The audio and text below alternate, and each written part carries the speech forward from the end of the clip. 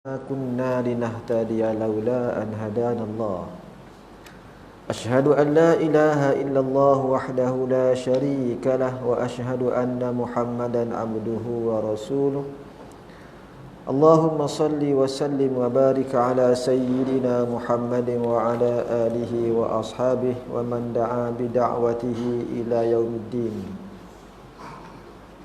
سبحانك لا علم لنا إلا ما علمتنا إنك أنت العليم الحكيم وقال رب اشرح لي صدري ويسر لي أمري واحلل عقدة من لساني يفقه قولي أما بعد Alhamdulillah, syukur kehadrat Allah Subhanahu wa taala. Yang bahagia para kepimpinan Masjid Lincing Hulu, pegawai dan juga JK Masjid, para imam Bilal, serta para jemaah muslimin muslimat yang dirahmati Allah sekalian.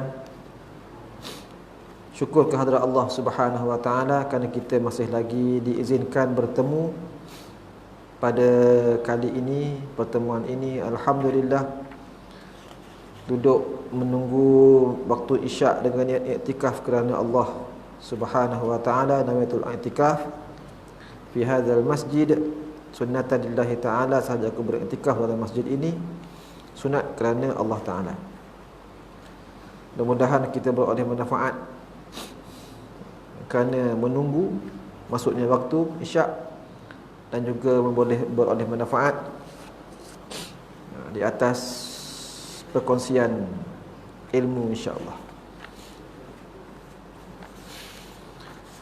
Baiklah muslimin muslimat yang dirahmati Allah sekalian, baru-baru ni pun saya rasa saya dah berbicara berkenaan dengan kebersihan. Ada kot? Ada kot saya cerita tentang kebersihan? Ada kan? Tak ada? Jelah. Tapi mukadimah saya tak ada cerita tentang tu, kebersihan. Baru-baru ni pun ada lagi kes. Saya juga tak suka betul lah. Ya. An-nazafatu minal iman. Ya, kebersihan itu sebahagian daripada iman. Walau bagaimanapun itu merupakan hadis yang dhaif. Walau bagaimanapun maksudnya diterima oleh ulama kerana dikaitkan dengan hadis-hadis sahih yang lain yang berkaitan dengan kebersihan. Ya. Jadi itulah dia cerita dia bercuti hari itu pergi Langkawi, naik feri. Ya. Naik feri pergi Langkawi. Masa naik tu bersih cantik semua, kursi semua cantik bersih lah, tak ada sampah. Turun je, bangun beratur nak turun tengok hujung sana, masya-Allah. Ya, yang tadinya bersih cantik, ya, satu baris tu penuh dengan sampah. Tuan-tuan, penuh dengan kulit Maggi, penuh dengan junk food dan sebagainya, bekas-bekas orang buang, dengan sampah-sampah kertas, ya, habis atas kerusi dan di batas lantai. Ya, sedangkan perasan saya yang duduk bersama sana tu adalah orang Melayu Islam kita. Ya. Jadi ini sikap kita ya sebagai orang Islam. Sedangkan kita sangat-sangat dituntut untuk menjaga kebersihan. Tapi kita itulah dia ya.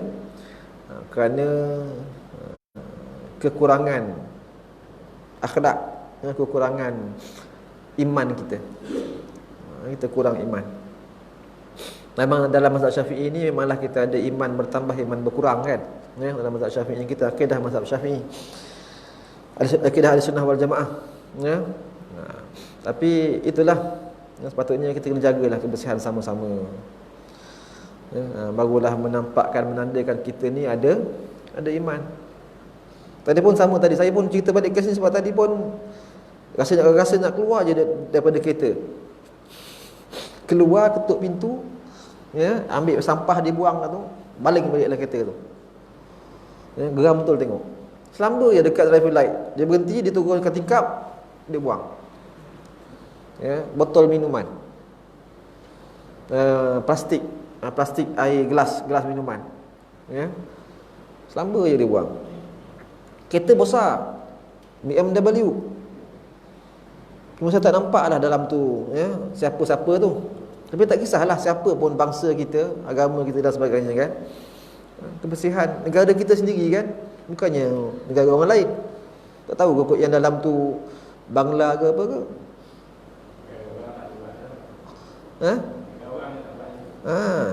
Orang kita sendirilah kan. Jadi itulah sikap kita pada kebersihan. Ya. Patutnya nak menambahkan keimanan kita kepada Allah Subhanahu Wa Taala, kita jaga kebersihan. Sedangkan itu dituntut dalam agama kita, dalam Islam. Jadi ini negara yang bukan Islam lebih Islam daripada orang Islam di negara Islam sendiri. Kan. Negara-negara Islam hancur kebersihan, tak jaga, kotor, comot. Ya, tapi negara bukan Islam, tengok kehidupan mereka, akhlak mereka. Walaupun mereka bukan Islam, tapi mereka beramal dengan adab akhlak Islam. Bersih. Jepun tengok macam mana kebersihan orang, disiplin orang. Jerman macam mana kebersihan orang. Memang. Jadi itulah ya kita, sikap kita. Mudah-mudahan itulah sama-samalah kita berubah insya-Allah. Baiklah muslimin muslimat yang dirahmati Allah sekalian. Sunat hai'ah, ya, yang ke-32, sambung teruslah. Ketika duduk hendaklah menghantarkan dua tapak tangan atas dua peha dengan meluruskan sekalian jari ke arah kiblat dan merapatkannya sekira-kira berbetulan ujung jari itu dengan kepala lutut. Bila duduk, ketika duduk, sama ada duduk tahiyat atau duduk antara dua sujud atau duduk istirahat, ya. Jadi jari kita ni lurus menghadap ke arah kiblat dan dirapatkan. Itu hukumnya sunat dan diletakkan di hujung lutut. Angga-angga lah hujung lutut, lebih kurang macam itulah ya. Kita andaikan sahajalah, ya, angga-angga lah. Ini hukumnya sunat. Tapi kalau letak lebih ke depan ke belakang ke sangat sebelah ke, itu tak ada masalah sebenarnya. Ya, cuma untuk kesempurnaan solat. Ya. Dia tak payahlah pula sampai kita nak ukur. Tiap kali kita nak duduk antara dua sujud kita ukur. Allahu Akbar. Lepas tu sini pula ukur pula. Lupa dah sini mana tadi. Ukur balik. Bila nak habis? Kan? Ya. Jadi agak-agak jelah, ya. Agak-agak jelah. Tapi biarlah dia berbetulan, ya, dengan lutut kita, dengan kepala lutut kita. Tetapi semasa membaca tahiyat awal dan tahiyat akhir, hendaklah menggenggamkan anak jari kanan. Tahiyat awal atau tahiyat akhir genggam jari kanan kecuali telunjuk. Yang telunjuk ini diluruskan. Ya, telunjuk ini diluruskan serta dirapatkan atau dibengkokkan ibu jari di bawahnya, sedangkan tangan kiri dan anak-anak jari berkedudukan seperti biasa, lurus rapat menghadap ke arah kiblat. Yang ini tunjuknya lah. Ya, itu pun kita dah bincangkan tentang illallah. Ya, bila kita sebut illallah tu kita angkat jari tegak menghadap ke arah kiblat. Ya, asyhadu an la ilaha illallah, tegak arah kiblat. Bukannya tonggak melangit. Ya. Illallah, langit tegak. Bukan, arah kiblat. Dan duduklah sebegitu sampailah habis, ataupun sampailah kita habis tahiyat akhir, salam, ataupun sampailah kita bangun untuk rakaat yang ketiga. Berterusan lurus dan mata kita menghadap, mata kita tengok jari telunjuk, tidak melangkaui daripada jari telunjuk. Baik. Sudah kita bincangkan pertemuan yang sebelum ni. Sunat juga hukumnya. Yang ke-33, duduk iftirash bagi semua duduk dalam sembahyang kecuali duduk bagi tahiyat akhir. Iftirash, ya, duduk iftirash ialah duduk bersimpuh dengan meletakkan punggung di atas buku kaki kiri. Punggung atas buku kaki kiri, buku lali kaki kiri. dengan mengenakan belakang kaki kiri itu ke tempat duduk. Ya, serta mendirikan tapak kaki kanan. Kaki kanan diri. Ya. Itu hukumnya sunat iftirash. Ya. Jadi duduk iftirash ini ada 6 tempat. Pertama, duduk antara 2 sujud. Duduk iftirash. Yang kedua, duduk istirahah sebelum bangkit berdiri bagi rakaat kedua dan rakaat yang keempat. Sebelum bangun untuk meneruskan rakaat yang kedua dan juga rakaat yang keempat. Duduk istirahah. Ya, lepas bangun daripada sujud yang kedua tu, kita pun nak naik atas, kita duduk sekejap istirahah. Duduk berehat sekejap. Itu namanya duduk iftirash. Yang ketiga, duduk tahiyat awal. Sunat duduk cara iftirash. Yang keempat, duduk masbuk. Makmum masbuk. Kita masuk lambat semayang, imam dah rakaat yang kedua atau rakaat yang ketiga, tak sempat kita bersama imam rakaat yang pertama. Jadi imam tahiyat akhir, kita duduk iftirash. Kita duduk macam tahiyat awal. Kenapa? Bersedia untuk bangun menambah rakaat. Kita tak disunatkan duduk tawarruk, duduk tahiyat akhir. Ya, kerana kita nak naik ke atas. Ya.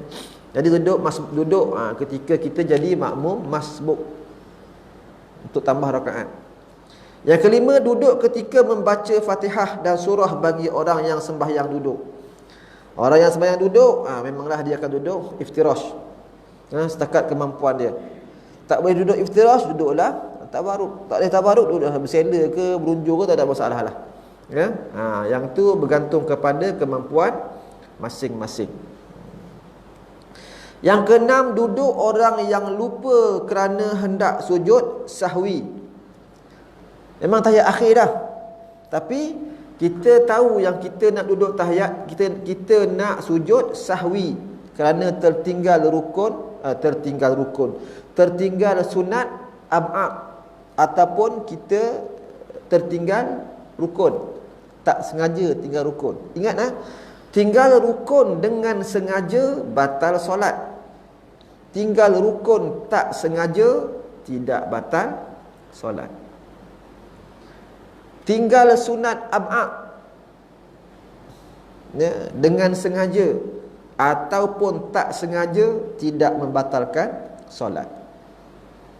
Ya, dan semuanya itu bila kita ingat balik, kita gantikan dengan sujud sahwi. Untuk sujud sahwi dibuat pada rakaat yang terakhir, duduk tahiyat, ketika duduk tahiyat akhir, sujud sahwi sebelum salam. Jadi kita punya position duduk, cara duduk ialah duduk iftirash. Duduk iftirash. Jadi kita tidak disunatkan untuk duduk tabarruk.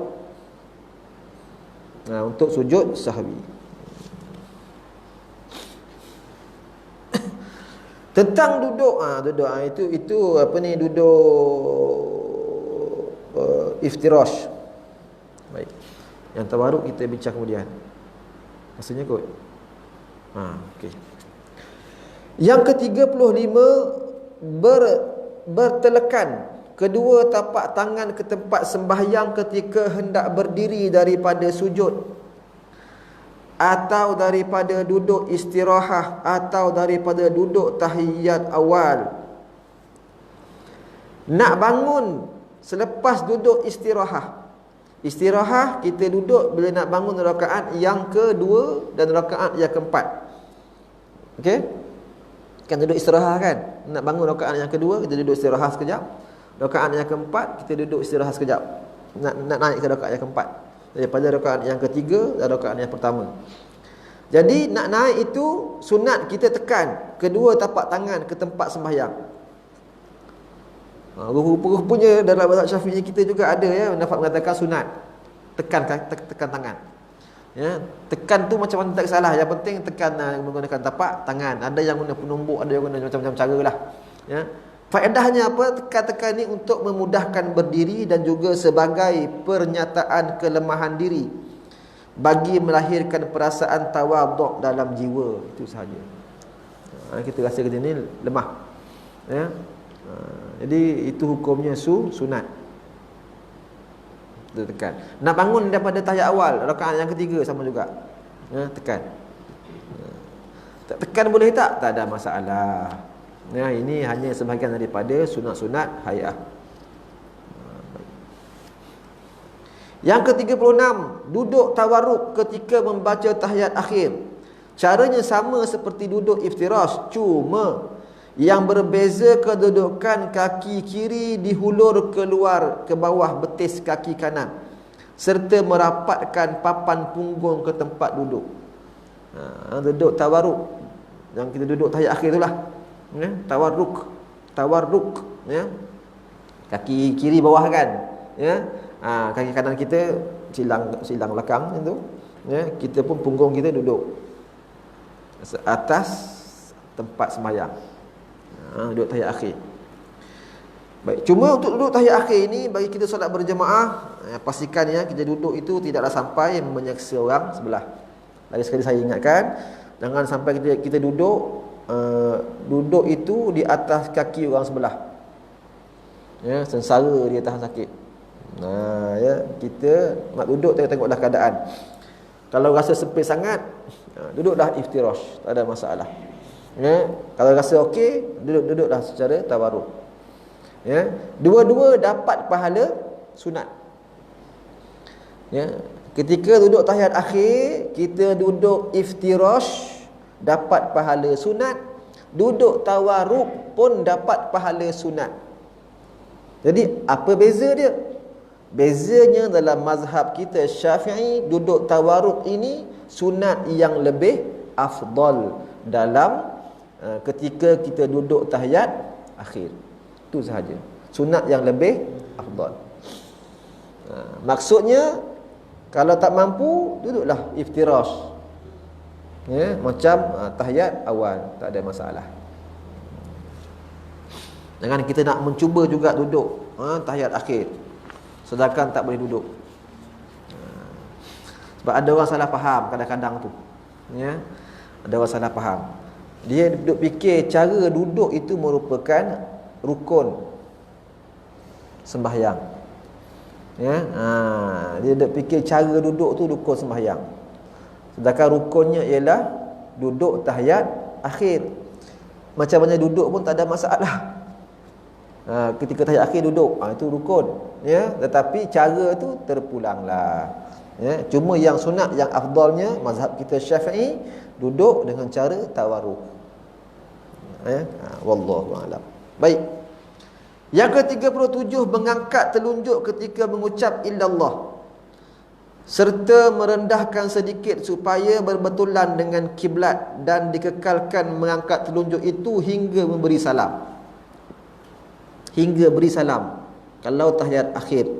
Kalau tahiyat awal, hingga bangun berdiri untuk rakaat yang ketiga. Ya. Kadang-kadang tu kita tanpa galib, dia kendur sendiri kan. Dia tak ada masalah lah. Ya, benda tu benda sunat, ya, sunat. Kalau kita boleh konsisten, ya, ingat Allah yang satu, ya, dengan menunjukkan jari kita ke hadapan Allah yang esa, yang tunggal, ya, teruskanlah, ya, ke hadapan, bukannya ke langit. 38, membaca tahiyat yang akmal, iaitu membaca sehingga sampai kepada innaka hamidum majid. Sunat dibaca tahiyat akhir sampailah habis, ya, sampailah innaka hamidum majid. Ya, kita dah tengok dah tahiyat tu macam mana, ya. Tahiyat akhir, cuma diingatkan jangan kita salah berhenti, ya, jangan kita salah berhenti ke tempat yang tidak sepatutnya berhenti. Contohnya, kejap saya lupa dah ni. Allahumma salli ala sayyidina Muhammad. kama barakta ala sayyidina kama barakta ala Ibrahim wa ala ali Ibrahim fil alamin. Kama barakta ala Ibrahim, ya, wa ala ali Ibrahim. Kita berhenti dekat wa ala ali Ibrahim. Yang tu tak boleh. Ya, kita sambung dengan fil alamin innaka Hamidum Majid. Itu adalah tempat berhenti yang salah. Ya, tempat berhenti yang salah. Dia mestilah kita berhenti wa ala ali Ibrahim fil alamin. Kat situ kau tak berhenti. Sambung dengan innaka Hamidum Majid. Barulah betul cara kita berhenti. Ya, yang tu kena jaga. Baik, yang ke-39. Nampak orang ngantuk semua ni. Semua fakta ni. Apa lagi nak cerita ni? Ya. Tak tahu nak cerita apa lagi dah. Ya, yang ke-39. Keletihan. Membaca doa dalam tahiyat akhir. Ini kita kena amalkan ni, sunat nak kita amalkan. Tahiyat akhir, lepas tahiyat akhir innaka Hamidum Majid. Sunat kita baca doa. Ini antara tempat doa yang mustajab. Ya, apa doa dia? Antaranya kat sini, Allahumma ighfirli ma qaddamtu wa ma akhartu wa ma asrartu wa ma a'lantu wa ma asraftu wa ma anta a'lamu bihi minni. Antal muqaddim wa antal muakhiru la ilaha illa ant. Ya muqallibal qulub, tsabbit qalbi ala dinika wa ala ta'atik. Subhanaka inni kuntu minaz zalimin. Itu antaranya lah. Ya. Wahai Allah, ampunilah akan dosaku yang telah kulakukan dahulu dan kemudian, dosa yang telah kulaku bersembunyi dan berterangan, dosa yang telah aku melampaui batas, dan apa-apa dosa yang engkau sendiri terlebih mengetahuinya daripada diriku sendiri. Engkaulah yang terdahulu dan engkaulah yang terkemudian. Tiada Tuhan melainkan engkau, wahai Tuhan yang membalikkan hati. Tetapkanlah hatiku atas agamamu dan atas mengerjakan taat kepadamu. Maha suci engkau, sesungguhnya aku tergolong daripada orang-orang yang zalim. Doa yang kedua yang masyhur, Allahumma inni a'udzubika min azabi jahannam wa min azabil qabr wa min fitnatil mahya wal mamat wa min fitnatil masihid dajjal. Ya Allah, sesungguhnya aku berlindung denganmu daripada azab neraka Jahannam, daripada azab kubur, daripada fitnah hidup dan fitnah mati, dan daripada fitnah Dajjal penipu. Itulah antaranya lah. Atau bacalah sebarang doa-doa ya. Yang maksur daripada hadis Nabi dan juga daripada Al-Quran. Tak ingat baca je lah. Rabbana atina fid dunya hasanah wa fil akhirati hasanah wa qina azabannar. Okey ya. Sebarang doa ya, dalam Quran ataupun daripada hadis-hadis Nabi sallallahu alaihi wasallam. Sunat hukumnya. Yang ke-40, sunat bagi imam membaca doa sekadar masa membaca tahiyat dan selawat atau kurang sedikit, dan makruh baginya melebihi kadar itu kecuali makmum redha. Jadi imam kena ingat ya, imam ni banyak kali dah dipesan, diingatkan bahawasanya jangan pentingkan diri sendiri. Jangan syok sendiri imam ni. Dia kena ingat orang belakang. Jadi imam nak baca doa selepas tahiyat akhir boleh, tetapi jangan panjang-panjang. Pendek-pendek sahaja, sedang-sedang sahaja. Jangan sampai menyamai tahiyat panjangnya. Tahiyat akhir dah panjang dah, doa pun samanya tahiyat juga. Tu jangan, tak boleh. Ya, sedang-sedang sahaja. Jadi doanya pilihlah satu. Contohnya apa? Allahumma inni a'udzubika min azabi jahannam wa min azabil qabr wa min fitnatil mahya wal mamat wa min fitnatil masihid dajjal. Cukup ringkas. Ya. Pendek-pendek je imam. Kecuali makmum redha. Kena tanya makmum lah. Okey, makmum sekalian, hari ni Esei rasa nak baca doa panjang sikit lepas tahiyat akhir. Ya, macam mana ada kau yang tak setuju? Tanya. Ya, ada yang tak setuju? Tak setuju Tuan Imam, Ustaz, saya tak setuju. Tak apalah macam tu. Ya, kita baca macam biasalah. Okeylah macam tu. Ya, sebab kita tak tahu kan. Ya, orang masing-masing ada kesibukan masing-masing. Ya, kita tak tahu. Jadi imam ni memang dia kena ingat ya, akan kepentingan rakyat jelatanya, makmumnya. Dia tak boleh syok sendiri, tak boleh pasal sendiri. Sebab tu nak jadi imam ni bukan senang. Jadi pemimpin ni bukan senang, sebab dia kena fikir hal orang lain. Ya, bukannya fikir hal diri sendiri. Baik. Sunat yang ke-41 memberi salam yang kedua. Salam pertama rukun, Assalamualaikum warahmatullah.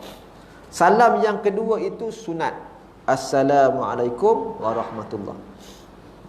Ya, ucapan salam tu. Kemudian memalingkan muka ke kanan. Ya, ketika memberi salam yang pertama hingga kelihatan pipi kanan dari belakang. Sunat. Ya. Yang rukunnya ucapan salam tu, Assalamualaikum. Itu yang rukunnya. Ya. Yang pertama, yang kedua dah jadi sunat. Dan juga sunat kepala berpaling ke kanan. Pipi nampak oleh orang belakang. Bukannya joling je, Assalamualaikum warahmatullahi. Assalamualaikum. Itu memang dah okey dah. Dapatlah pahala salam tu. Dan rukun tu dah sah dah. Cuma pahala berpaling tak dapatlah. Ini berpaling pun dapat pahala. Ya, paling kepala saja, bukannya tubuh. Bukan dada. Ya. Sebab takut dada nanti ya, salam tak habis lagi dah, kita dah paling dah, batal sembahyang. Itu kena sebab tu ya, ada ulama nak bagi tahu, nak bagi salam, nak paling kepala ni, habiskan dulu salam pertama. Sekurang-kurangnya Assalamualaikum. Assalamualaikum warahmatullahi. Ya, supaya kalau dada berpaling sekalipun sembahyang dah pun okey. Tapi kalau Assalamualaikum warahmatullahi, ya, dia start assalam dah paling dah. Yang itu batal solat. Kerana lari dada daripada arah kiblat yang merupakan rukun solat. Ya. Jadi ulama bagi tahu Assalamualaikum, stay dulu, barulah berpaling warahmatullah. Contoh. Jadi seboleh-bolehnya dada jangan lari dah daripada arah kiblat. Ya, Assalamualaikum. Sejuk orang belakang. Orang belakang kata, "Nah, kau nak apa?" Kan? Ya. Cari penyakit. Yang best tu mata telia tu. Ya, Assalamualaikum warahmatullahi. Ya. Macam agam ya. Boleh ke tak tu? Ya. Boleh, tak ada masalah dah. Ya.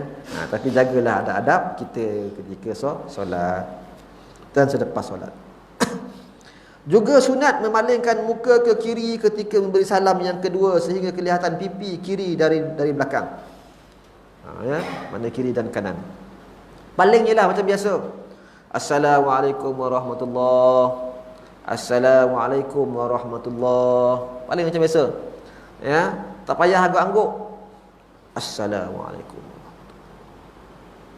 Assalamualaikum. Tak payah lah. Ya.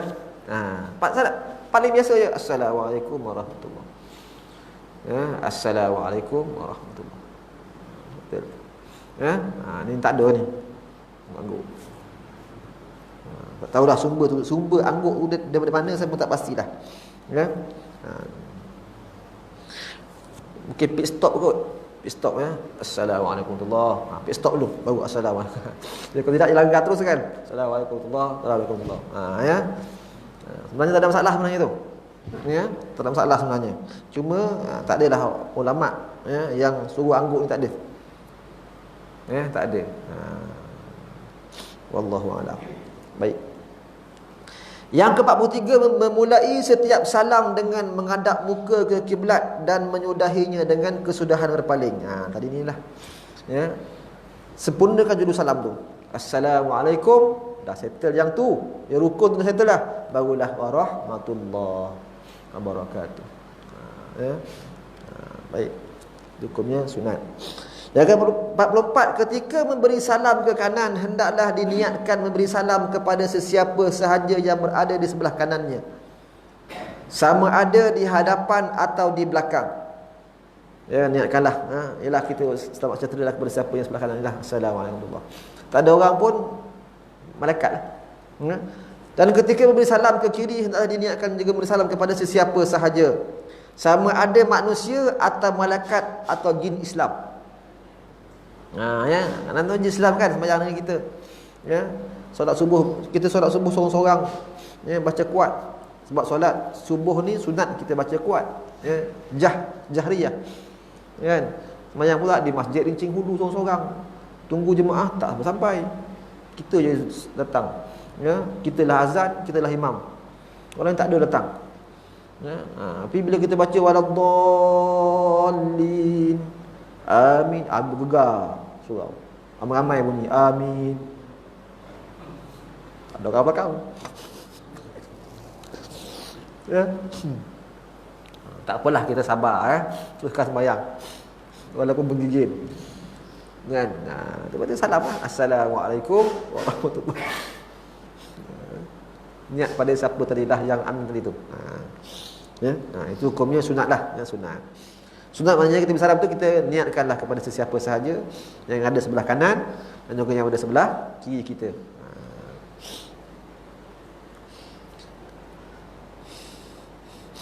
Dan hendaklah juga diniatkan menjawab salam orang yang memberi salam kepadanya, sama ada daripada imam atau makmum. Ya. Jadi salam itu juga diniatkan juga sebagai menjawab salam. Imam bersalam assalamualaikum warahmatullahi, kita pun niatkan juga salam kita tu sebagai menjawab salam imam ataupun orang yang di sebelah kita. Niatkan saja ya, bukannya kita jawab. Assalamualaikum, imam bersalam assalamualaikum warahmatullahi, kita pun waalaikumsalam warahmatullahi. Jangan. Ya. Ada video ya, video-video geng-geng Indian buat lawak ada macam tu lah. Ya, buat lawak dalam sembahyang. Video geng Indon lah dalam YouTube ada, kalau nak tengok boleh tengok. Lawak dia apa? Yang pertama, ya, bila imam habis baca Fatihah, ghairil maghdubi alaihim waladdallin,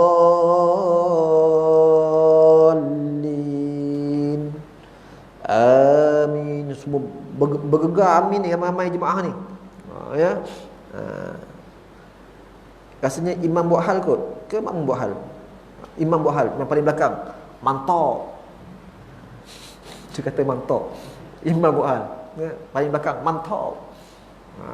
Jemaah semua ambil penyapu, ambil apa, serban, timbai imam tu. Ya, goblok gitu. Buat lawak. Lepas tu sambung sembahyang lagi. Tahiyat akhir pula sama juga dah. Salam. Assalamualaikum warahmatullahi. Makmum kat belakang ni, waalaikumsalam. Ya, ini imam pula ambil serban dia, ambil apa dia punya kain tu, goblok, pam, pukul pula jemaah. Ya, dia buat lawak dalam sembahyang. Tak tahulah ya. Lawak itu sebagai pengajaran kot ataupun wallahu alam lah ya. Tapi ingatnya sembahyang jangan kita buat main.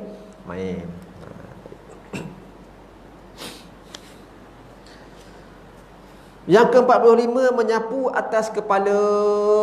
Pukul berapa? Menyapu atas kepala dengan tangan kanan apabila selesai sembahyang sambil membaca Bismillahilladzi la ilaha illa huwar rahmanur rahim. Allahumma azhib annil hammi wal hazan. Artinya, dengan nama Allah yang tiada Tuhan melainkan Dia, iaitu Tuhan yang Maha Pemurah lagi yang Maha Mengasihani. Ya Allah, hilangkanlah runsing dan duka cita daripada diriku. Sapu kepala dengan tangan kanan selesai sembahyang.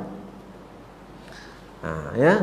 At-Tabrani dan Al-Bazzar telah meriwayatkan hadis daripada Anas bin Malik bahawa beliau telah berkata, adalah Nabi sallallahu alaihi wasallam, bila selesai daripada sembahyangnya, baginda menyapu atas kepalanya dengan tangan kanannya sambil membaca Bismillahilladzi la ilaha illa huwar rahmanur rahim, Allahumma adhhib annil hammi wal hazan. Ya.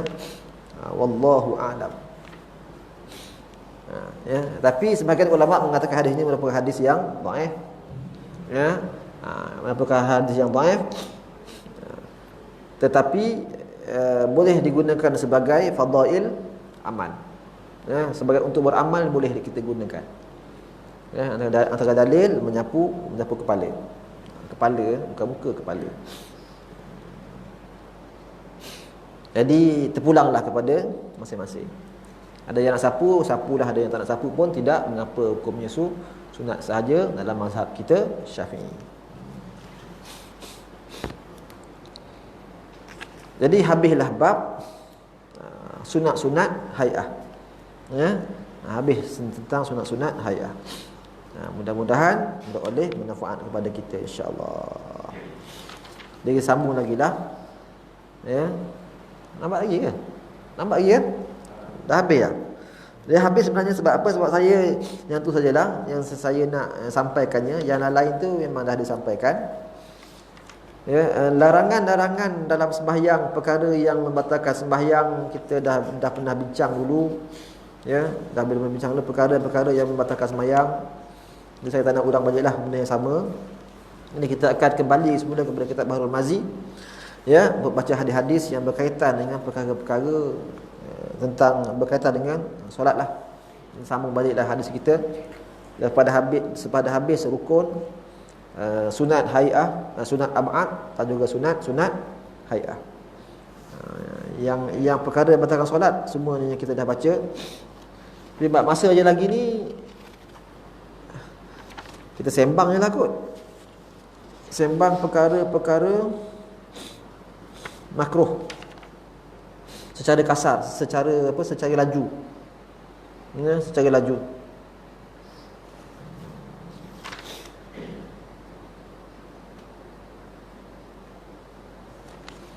Perkara makruh dalam solat secara laju, insya-Allah. Ada soalan tak jelas angkat tangan. Ya, tanya. Perkara makruh buat boleh menghilangkan pahala lah, meluputkan pahala, mengurangkan pahala. Antaranya berpaling ke kiri ke kanan, atau mendongak memandang ke atas, atau memandang barang yang menyalahkan daripada sembahyang.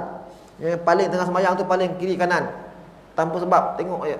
Ya, duduk dekat pintu masuk masjid hari Jumaat. Orang datang masuk, kita tengah sembahyang, tengok je.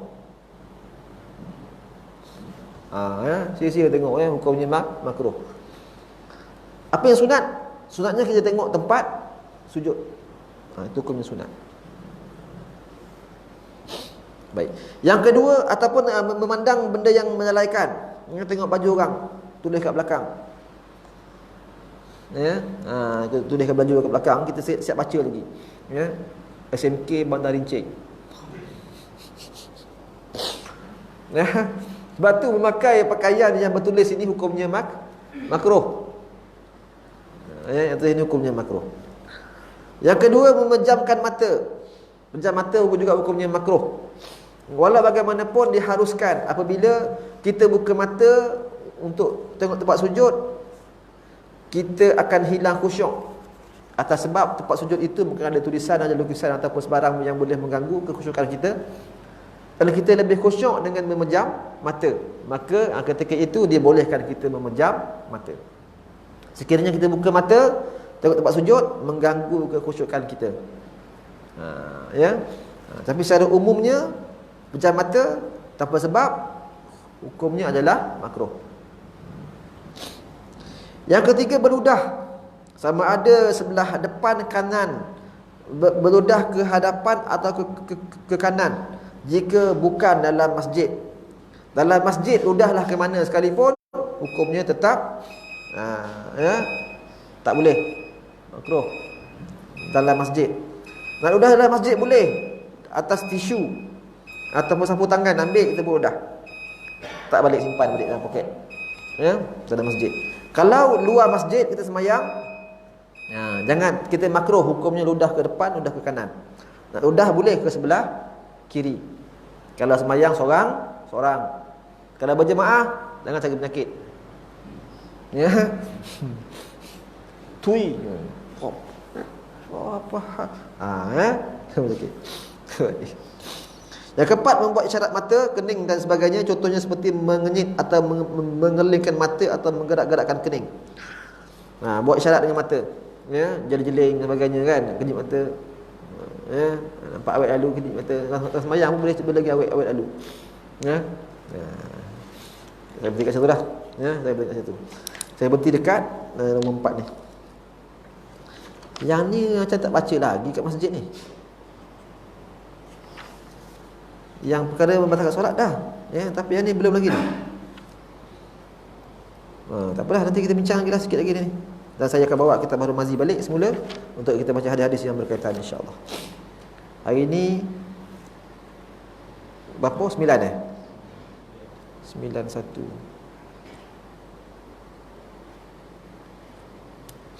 Mudah-mudahan memberi manfaatlah walaupun saya baca dengan agak laju pada hari ini. Ya. Tapi okey kan? Jelas kan? Jelas kan? Dah, alhamdulillah. Sebab saya laju sikit lagi ni. Bismillahirrahmanirrahim. Alhamdulillahirabbil alamin wassalatu wassalamu ala sayyidina Muhammadin wa ala alihi wa sahbihi ajmain. Allahumma anfa'na bima 'allamtana wa 'allimna ma yanfa'una wajidna ilma. Allahumma faqqihna fid din wa 'allimna at-ta'wil wahdina siratal mustaqim. Wa sallallahu ala sayyidina Muhammadin wa ala alihi wa sahbihi wa baraka wa sallam. Walhamdulillahi rabbil alamin. Wassalamu alaikum warahmatullahi wabarakatuh. Wallahu a'lam.